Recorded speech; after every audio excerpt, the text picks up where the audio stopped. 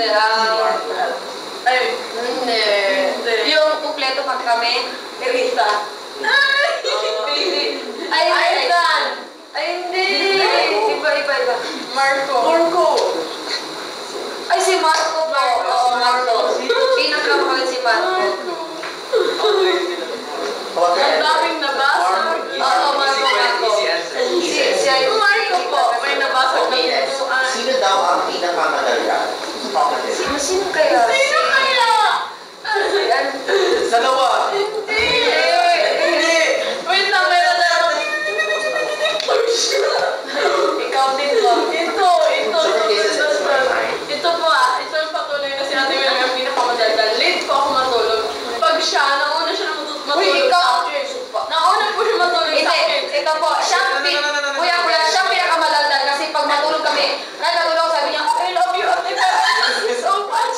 Umiiyak na siya. Tapos hanggang gumagawi ka po tapos. Ganito po, kahit tulog, nagsasalita si Ate Maymay. Kaya siya ang pinakamadaldal sa lahat. How about that work? These two, because they talk to each other. It's not Kisses who talks the most, it's not my mind. They talk to each other, so they talk a lot, both of them.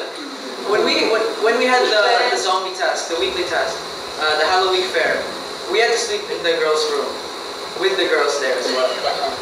I couldn't sleep. Every 10 minutes,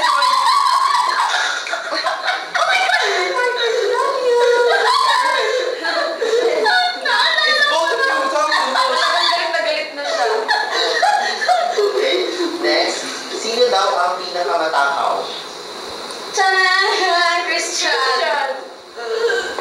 Isa lang. Oh. Christian! Actually. Christian!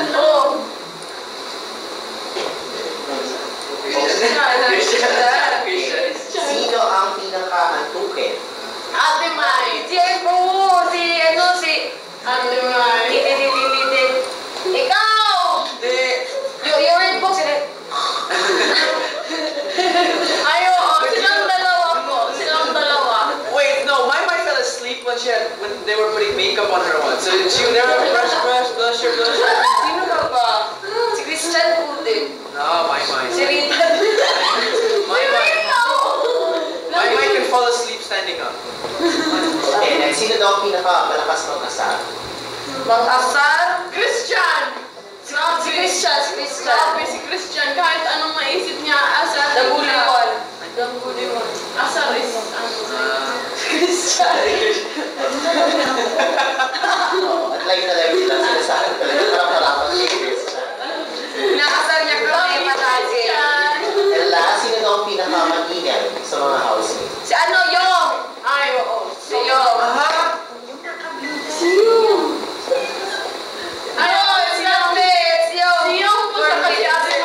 No, Young is the loudest boy, Maymay is the loudest girl. Tama.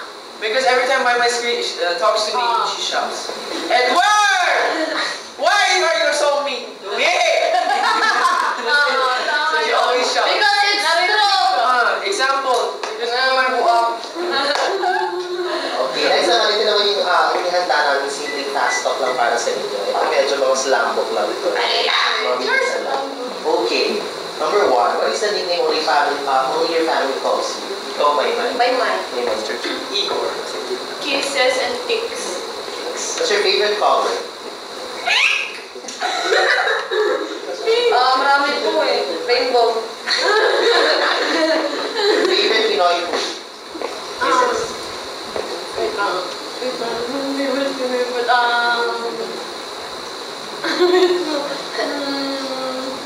Ano po? Adobo. Hello? Bicol Express. Isaw. Favorite sports? Volleyball. Soccer. Volleyball, badminton. And basketball. And golf and swimming. Sige! Favorite sports? Okay, favorite thing to do when you're not busy. What? Kung hindi ka busy, anong favorite mong gawin? Tulog ka. Tulog po kain. Mag-Instagram, check Twitter. Edward? Either social media or watching TV shows. Ay, oo. Like TV binge watching TV po. TV TV series. tsaka movies. Your dream role, kisses. Kahit ano, basta nasa TV. Action. Action sir. Yaya. And then you'll say, oh, you are smiling, you agree. Okay.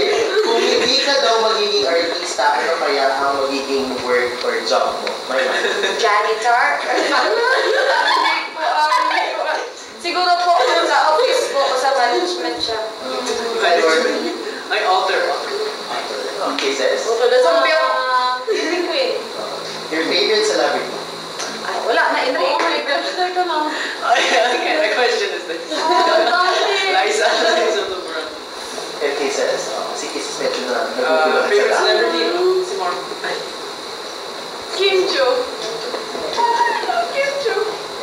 At syempre hindi pa dyan natatapos yung usapan natin dahil sa pagbabalik naman, may mga konti pa kami yung aking handang challenge for you guys. So, mga kapamilya dyan na kayo na magbabalik ng Pamilya Chat with Lucky P.